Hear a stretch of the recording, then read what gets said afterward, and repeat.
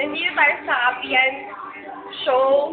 The Apian Show Episode 4. Ngayon, i-interview natin si Mr. Carl Wendell Villar. Anong ginagawa mo? Ang nagawa ko ng thesis ko eh. Thesis para saan? Para sa school. Kasi graduating ako ng Fine Arts and Advertising. Balita namin, marunong ka dokumenta. Bigyan mo kami ng sample. Wag naman. Mapausa ko yun. Isa lang eh. Wag na. Next time na lang. Okay, isang line lang. Next time. And, balita namin, ikaw yung nagpasikat ng steps ng Soulja Boy. Bigyan mo kami ng example dahil. Dito to. Sige na. Then, dito to eh. Scam lang lahat yun. Scam Scam lang lahat yun. Umiinom ka ba ng kape? Oo naman. Favorite ka yun. Anong brand ang iniinom mo? All-time favorite. Hindi kilala eh. Ano? Wait lang, kunin ko lang. Ano yan? Ito yung kape Magic, ko. bigla ka nagkaroon. Bigla ka nagkaroon niya sa kami Ito, Power Blend 5-in-1 coffee mix. Tigma magkano yan? Masarap ba yan? Masarap to, 15 pesos lang to. Yun, ang mahal. Ba't 5-in-1? Anong dalawang sangkap na labis? Ginseng para mas pagising ka lalo. Huwag mo naman. Nagigising ka naman dyan. Oo naman. Hindi ako nagising. Ilang beses kang uminom ng kape sa isang araw? Bali hindi ako nainom ng kape pag sa araw sa gabi lang talaga ako nainom ng kape. Nagpupuyat ka ba din? Oo. 24/7 ng buhay. Anong hours mo? 2 o'clock nainom ako ng kape tapos... Anong course? Ano 2 o'clock? Pilapin mo eh. Pilapin mo eh. Basta 2 o'clock ako nainom tapos 4 o'clock nainom wala. Ano yung sunod tanong mo? Wala na. Sige, paalala mo ang sarili mo. Pinakabahan kaya. Sige, papay na tapos niyan. Ito ang nagagawa ng kape. Yan. Yan. Kita niyo yan. Yan ang nagagawa ng kape. Di ba? Oo, tama.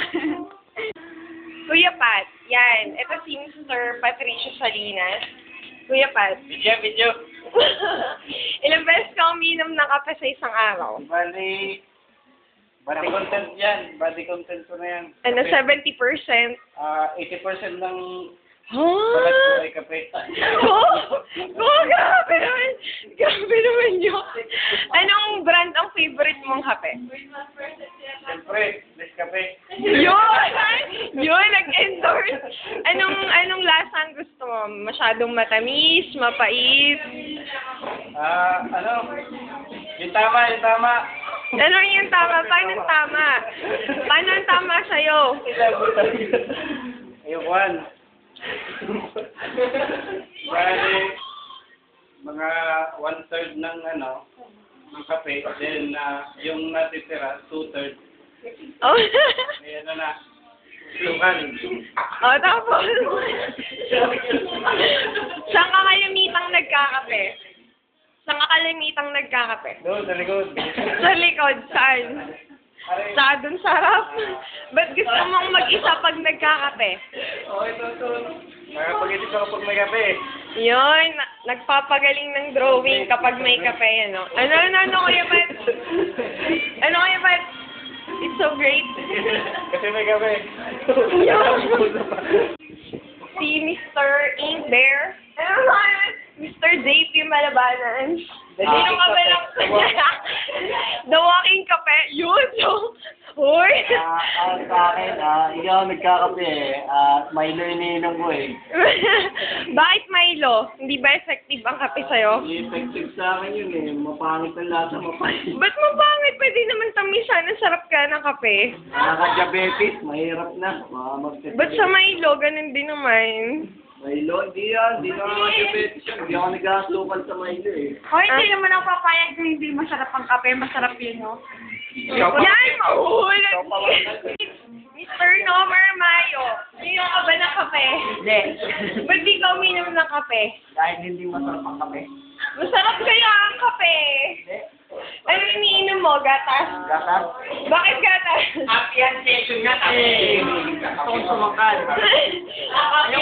Gusto mo itong ilang inches na bang naitatangkal mo simula nang inom ka ng kape? Ilan? 4. 4 inches daw. Very effective ang milk. Ano masasabi mo? Ano daw? Very effective ang milk. Wala, nakakaantok ang milk. Ba't Pag nakainom ako ng...